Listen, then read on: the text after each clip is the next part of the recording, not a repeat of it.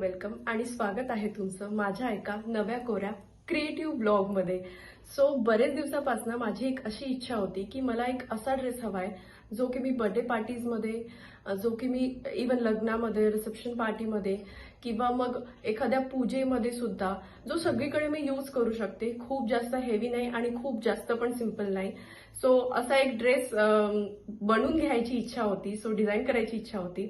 So म्हणूनच मी असा एक ड्रेस डिझाईन करायचं ठरवलं आणि मग शोधाशोध सुरू झाली की कुठला पॅटर्न पाहिजे, कुठलं मटेरियल पाहिजे. सो असा जास्त विचार न करता फक्त एक रेफरन्स पिक घेऊन मी गेली पुण्यातल्या बाबाजान चौकामध्ये, जिथे भरपूर कापडांचा खजिना आहे.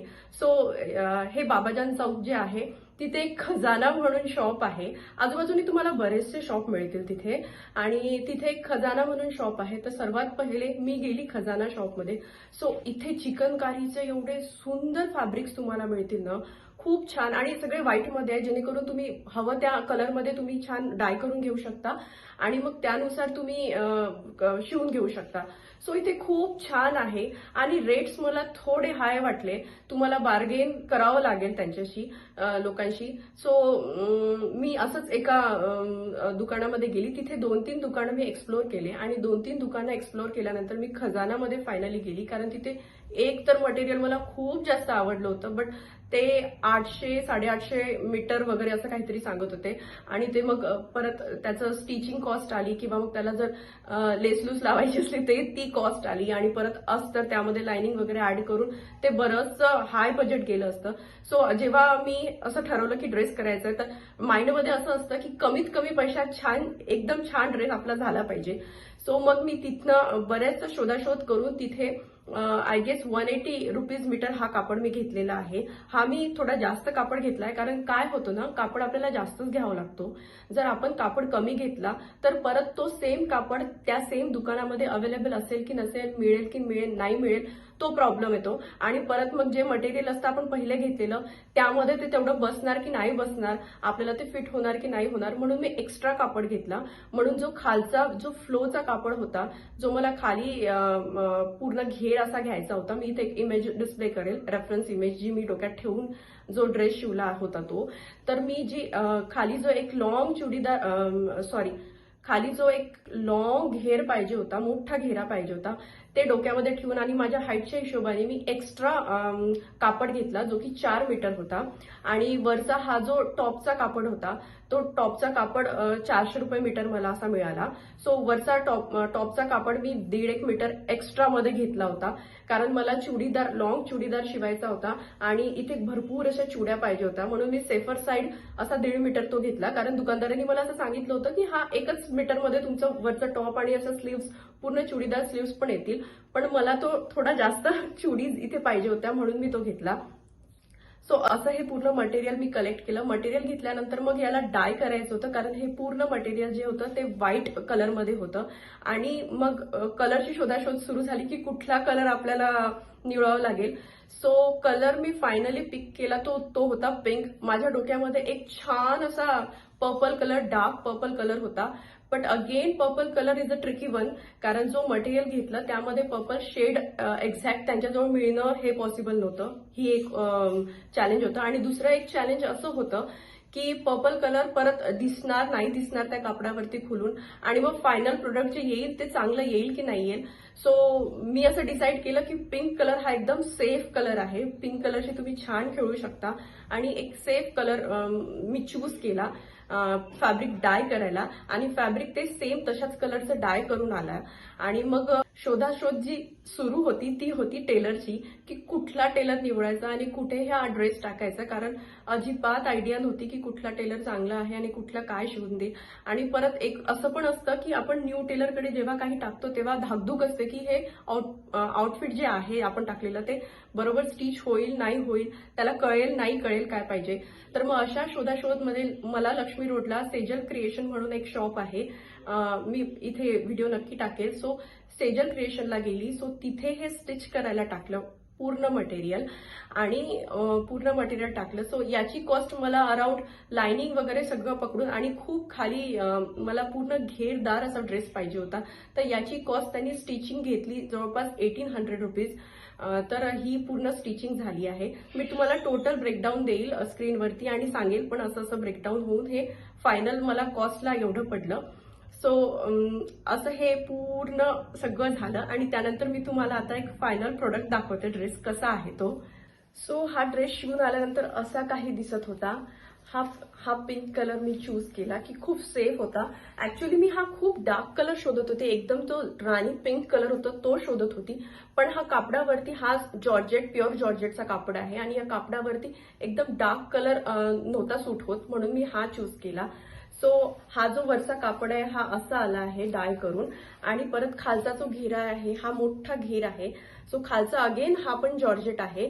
याचा फॉल खूप छान पडतो आहे जॉर्जेट असून पण आणि याचा खूप मोठा घेरा असल्यामुळे हा खूप छान असा फुगून पण दिसतो आहे.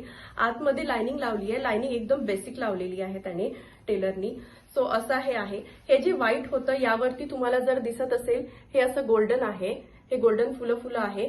तर हा जेव्हा व्हाईट होता तेव्हा पण हे गोल्डन सेम होतं. बट काही फॅब्रिकमध्ये काय येतं जेव्हा हे असं गोल्डन वर्क असतं ना तेव्हा बऱ्याचशा कापडांमध्ये ते डायबल नसतं आणि ते गोल्डन असंच्या असं येतं. आणि काही फॅब्रिकमध्ये जेव्हा एकदम सिल्कचे जे गोल्डन असे हे असतात बुट्टी असतात ते बुट्टी मात्र कधी कधी डायबल पण असतात. तर घेताना खूप जास्त विचार करावा आणि घेताना आपण जर दुकानदाराला जरी विचारलं की डाय केल्यानंतर यामध्ये काही इफेक्ट पडेल, हे गोल्डनच राहील की हे पिंक होईल, तर दुकानदार तुम्हाला सजेस्ट करू शकतो. सेम असं या वरच्या कापडामध्ये पण झाला. हा मी 450 जसं तुम्हाला सांगितलं पहिले 450 मीटर पर मीटर असा घेतला आहे. सो यामध्ये पण अगेन हे गोल जे काय म्हणतात याला पण असं बरंचसं वर्क आहे. तर यामध्ये हा जो सिल्कचा थ्रेड आहे तो व्हाईट होता, तो डायबल होता म्हणून तो पिंक मध्ये कन्वर्ट झाला आणि जो हा जाड गोल्डनची जी ही रेश होती ही ऍज इट इज राहिली. आणि परत ह्या ज्या प्लेट्स आहे गोल्डन बारीक बारीक या सिप्पी छोट्या छोट्या सिप्पी दिसतात आहे, या सेम अगेन गोल्डन जशा तशा राहिल्या आणि यांनी एवढा छान लुक दिसतो. आणि मला असं वाटतं हा डे पेक्षा नाईट मध्ये अजून जास्त दिसेल. सो आता स्टाईल कसा करायचा एकदम सिंपल ठेवणार आहे कारण की हे आउटफिटच एवढं छान दिसतं ना घातल्यानंतर. सो चला मग हा आपण स्टाईल करूया आणि मी तुम्हाला दाखवते फायनल लुक.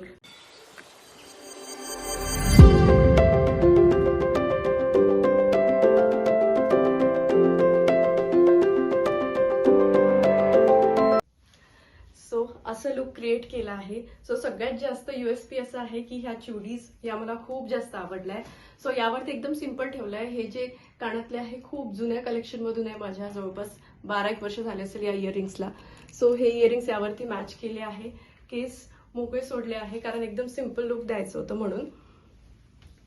आणि असं छान हे आउटफिट झालं आहे. सो मी तुम्हाला सांगते याचे चॅलेंजेस मला काय आले हे आउटफिट रेडी करताना आणि तुम्ही काय पॉइंट्स डोक्यात ठेवले पाहिजे एक आउटफिट बनवताना. सो हे जे वरचं आहे हे मला खूप जास्त आवडलं आहे आणि खूप जास्त हे ब्लिंक पण होत आहे आणि हे नाईटला खूप छान दिसेल हा आउटफिट. खालचं पण एकदम प्लेन जरी ठेवलं असतं मी तरी छान दिसलंय, पण हे पण यामध्ये व्यवस्थित मर्ज होत आहे आणि सूट पण होत आहे खालचं पण. सो चला मी आता सांगते तुम्हाला 1 बाय 1 माझे चॅलेंजेस जे आलेत मला हे आउटफिट बनवायला. सो असं होतं हे छानसं आउटफिट. सो आता मी तुम्हाला सांगते कारण माझ्या डोक्यामध्ये असं काही नव्हतं आणि हा माझा फर्स्ट एक्सपिरियन्स आहे आउटफिट तयार करायचा. हे पहिल्यांदा मी असं केलं आहे की स्वतः हा सगळं मटेरियल घेऊन स्वतः सगळा विचार करून डाईंग वगैरे हे सगळं लक्षात ठेवून स्टिचिंगला टाकून अशी रिस्क घेतली आहे एक ड्रेस तयार करायची. सो मला काय काय चॅलेंजेस आले आणि तुम्ही कशा पद्धतीने हे प्लॅन करू शकता हे मी या व्हिडिओमधून शिकली आहे. कारण आपण जेव्हा प्रत्येक नवीन गोष्ट करतो त्यामध्ये नवीन अनुभव येत जातात आणि आपण काहीतरी शिकत जातो की अरे हे छान होऊ शकलं असतं, ते छान होऊ शकलं असतं, इथे जास्त विचार करायला पाहिजे होता, तिथे पैसे वाचवता आले असते. आणि असं हे प्लॅन तुम्ही जर केलं त्यावरच हा व्हिडिओ आहे आउटफिटपेक्षा पण. कारण आउटफिट कोणीही करेल, कोणीही इमॅजिनेशन वापरून आउटफिट करेल, पण एका पर्टिक्युलर बजेटमध्ये तुम्हाला ते आउटफिट करता आलं पाहिजे. जर एका आउटफिटसाठी तुम्ही 10,000 खर्च केले तर अर्थ काय, त्याच्यापेक्षा तर जाऊन आपण रेडीमेड पण घेऊ शकतो. सो हाच एक मुद्दा होता की आपण जेव्हा एखादी गोष्ट करतो त्यामध्ये काय काय चॅलेंजेस येतात आणि कसं ओव्हरकम करतो हे एक छोटं एक्झाम्पल आहे. सो तुम्ही कधी पण एखादा आउटफिट जर तुम्हाला डिझाईन करायचं असेल तर सर्वात पहिले पॅटर्न फायनलाइज करा की तुम्हाला कुठल्या पॅटर्नमध्ये ड्रेस नक्की शिवायचा आहे, पॅटर्न पाहिजे आहे ते फायनलाइज करा. आणि ते एकदा फायनलाइज केलं की नंतर तुम्ही टेलरला व्हिजिट करा. सो टिप नंबर 2, पहिले टेलरला व्हिजिट करायचं क्लोथ परचेस करायच्या अगोदर. का बरं? कारण जेव्हा आपण एखादं कापड सिलेक्ट करतो तेव्हा आपल्यापेक्षा जास्त टेलरला जास्त माहिती असतं की आपण जे पॅटर्न सिलेक्ट केला आहे त्यासाठी कुठला मटेरियल जे आहे ते सुटेबल राहील. फॉर एक्झाम्पल माझा जो पॅटर्न होता तो अनारकली टाईप होता, मोठा घेरा पॅटर्न होता. सो त्याकरिता फॉल, जो कपड्याचा एक फॉल असतो तो फॉल पडणं खूप इम्पॉर्टंट होता. जर मी याच्यासाठी जॉर्जेटनं चूज करता जर कॉटन चूज केला असता तो सगळा इथे प्लेट्सला चुरगळा झाला असता आणि त्याचा फॉल छान आला नसता. म्हणून पॅटर्न सिलेक्ट केल्यानंतर तुम्ही टेलरला व्हिजिट करा. टेलरकडून थोड्या टिप्स घ्या की या पॅटर्नसाठी मी या पर्टिक्युलर ड्रेसच्या पॅटर्नसाठी मी कुठला फॅब्रिक चूज करायला पाहिजे, फॅब्रिकचा टाईप कुठला असेल, आणि प्लस एक रफ एस्टिमेट घ्या की याचं टोटल स्टिचिंग वगैरे करून किती पडेल. फॉर एक्झाम्पल तुम्ही जर माझं एक्झाम्पल जर घेतलं की अनारकली जर तुम्हाला शिवायचं आहे तर स्टिचिंग किती घेणार आहे टेलर ते पण व्हॅरी करतं. कारण तुम्ही जर मटेरियल एकदम स्वस्त घेतलं आणि तुमचे खूप सारी कॉस्ट जी आहे ती स्टिचिंगमध्ये जर जात असेल तर ते पण मग बरोबर नाहीये की तुम्ही एक्स्ट्रा कॉस्ट जी आहे ती स्टिचिंगला देत आहात. तुमचा जर लेहंगा असेल तर मान्य करते की त्याला कॉस्ट खूप जास्त जाईल, पण एक साधा सिंपल जर ड्रेस शिवायचा असेल आणि त्यालाच तुम्ही 4-5 हजार स्टिचिंग कॉस्ट देणार आहात जी की डबल द मटेरियल आहे तर काही उपयोग नाही.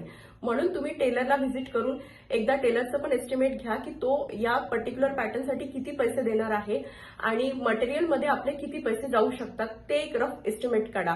मी तर असं म्हणेल की तुमचं एक बजेट फिक्स करा की याच्यावरती आपला ड्रेस नाही गेला पाहिजे आणि याच्या आतमध्येच आपल्याला ड्रेस बनवायचा आहे. आणि टिप नंबर जी 3 आहे ती आहे, जेव्हा तुम्ही टेलरला एकदा व्हिजिट केलं, तुम्ही त्यामधून एस्टिमेट घेतलं आणि तुमची तुमचं मटेरियलचा फॅब्रिक पण तुम्ही सिलेक्ट केला. फॉर एक्झाम्पल तुम्हाला शिफॉन मटेरियल पाहिजे आहे. जेव्हा तुम्ही व्हिजिट कराल शॉपमध्ये आणि तुम्ही कापड खरेदीला जाल तेव्हा शॉपवाला असेल त्या शॉपवाल्याला नक्की विचारा की हा मटेरियल डायबल आहे की नाही आणि त्यावरचं वर्क पण डायबल आहे की नाही आहे. फॉर एक्झाम्पल हा जो एक हे जॉर्जेटवरती चिकनकारी वर्क अशा टाईप आहे, तर मी हा कापड घेतानाच विचारलं की हा जर डाय केला आहे, हा जर डाय करेल मी तर डाय केल्यानंतर हा कसे दिसेल. तर त्याच्याकडे एक सॅम्पल होतं जे की ग्रीन कलरमध्ये होतं. सो त्यांनी ते सॅम्पल दाखवलं मला की डाय केल्यानंतर यामधलं हे एवढं गोल्डन राहील आणि एवढं पूर्णतः डाय होईल. सो ही एक मला क्लिअर आयडिया आली की फॉर एक्झाम्पल ते जे मला सॅम्पल दाखवलं ते जरी ग्रीन कलरमध्ये असलं तरी मी जेव्हा पिंक डाय करेल तर ऍक्च्युअल हे असं येऊ शकतं. थोडं बहुत त्यांनी आयडिया येतं आपल्याला. सो अगेन ही झाली तिसरी टीप. आणि चौथी टीप जी आहे ती अशी आहे की colour of the fabric. So तुमच्याकडे जर एक पॅटर्न असेल आणि त्या पॅटर्नमध्ये एक्झॅक्ट कलर असेल, for example mustard yellow colour असेल आणि तो सेम कलर तुम्हाला डाय करून मिळतो की नाही मिळत तुम्ही तेही विचारू शकता. काही दुकानांमध्ये ते स्वतः डाय करून देतात, काही दुकानांमध्ये ते डाय करून नाही देत. सो ते पण तुम्ही पहिलेच विचारायला पाहिजे कापड खरेदी करायच्या पहिलेच की तुम्ही जर व्हाईट कलरचा कापड घेत आहे आणि त्याला डाय करून जर मागताय तर सेम शॉपवाला जो आहे तो तुम्हाला डाय करून देणार आहे की नाही देणार आहे आणि तुम्ही जिथनं डाय करून घेणार आहात त्याच्याकडे तो कलर अवेलेबल आहे की नाही आहे. फॉर एक्झाम्पल मी हे एक मटेरियल व्हाईट कलरचं मटेरियल चूज केलं आणि चूज केल्यानंतर मला फॉर एक्झाम्पल एकदम ब्लड रेड कलर पाहिजे आहे डाय करून आणि जर माहिती पडलं की ब्लड रेड कलर या मटेरियलवरती डाय होतच नाही, असं पण काही असू शकतात की काही पर्टिक्युलर कलर जे आहे ते पर्टिक्युलर मटेरियलवरती जात नाही. फॉर एक्झाम्पल तुम्ही जर एकदम पेस्टलमध्ये गेलात तर पेस्टलमध्ये डाय करताना ते ट्रिकी होऊ शकतं कारण जेव्हा आपण डाय चूज करतो त्या कॅलेंडरमधून, त्यांचं जे कॅलेंडर असं डाय करायचं त्या सॅम्पलमधून जेव्हा आपण चूज करतो तेव्हा तो खूप डार्क दिसतो, बट जेव्हा आपण तो डाय करून घेतो त्यामुळे हा सिंगल फॅब्रिक येतो आणि हा सिंगल फॅब्रिक आल्यानंतर तो थोडा फेंट पण असू शकतो. फॉर एक्झाम्पल जेव्हा आपण हा क्लोथ असा दुप्पट करतो आहे तुम्हाला डिफरन्स दिसत असेल इथे आणि इथे एकदम डार्क कलर दिसतो आहे, पण हा सिंगल फॅब्रिक घेतला की इथे थोडा पातळ येतोय. तर या गोष्टी पण छोट्या गोष्टी आहेत, पण त्यांनी तुमचं फॅब्रिक जर तुम्ही लक्षात ठेवला या छोट्या गोष्टी तर त्यांनी तुमचं फॅब्रिक आणि तुमचं पॅटर्न जे आहे, तुमचा ड्रेस जो आहे तो छान खुलून येऊ शकतो. हे झाली चौथी टिप. आणि आता पाचवी टिप अशी आहे की तुम्हाला थोडंसं लेस लूज वगैरे काही पण लावायचं आहे तर मी असं सजेस्ट करेन की स्टिचिंगला टाकायच्या पहिले तुम्ही तुमच्या लेसेस फायनलाइज करा की कुठल्या पॅटर्नवरती कुठल्या लेस जात. तुमच्याकडे जर पॅटर्न असेल आणि तुम्हाला एक्झॅक्ट कॉपी करायचं असेल फॉर पर्टिक्युलर ड्रेस पॅटर्न तर ते फारच चांगलं आणि त्याच्याशी जुडत्या मुडत्या लेसेस घेऊन तुम्ही ते मिक्स अँड मॅच करू शकता. पण काही लेसेस वरती पण मग तुम्हाला लेस पण डाय करावी लागते.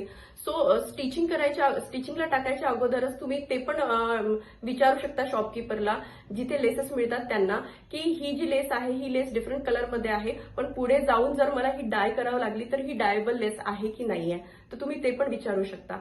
सो अशा होत्या माझ्या 4-5 टिप्स ज्या तुम्ही लक्षात ठेवल्या पाहिजे. आणि हा सुंदर असा जो ड्रेस रेडी झालाय तो मी घालणार आहे भाऊबीजेला या दिवाळीमध्ये. सो तेव्हा might be me different look करेल. सो हेअरस्टाईल माइट बी थोडी डिफरंट करेल त्या लुकसाठी. सो ते पण लुक मी तुमच्यासोबत नक्की शेअर करेल. सो ते लुक तुम्हाला बघायचं असेल तर माझं इंस्टाग्राम हँडल मी खाली देईल, ते नक्की फॉलो करा माझ्या इंस्टाग्राम हँडलला. सो तोपर्यंत भेटूया आपण पुढच्या व्हिडिओमध्ये. तोपर्यंत बाय बाय.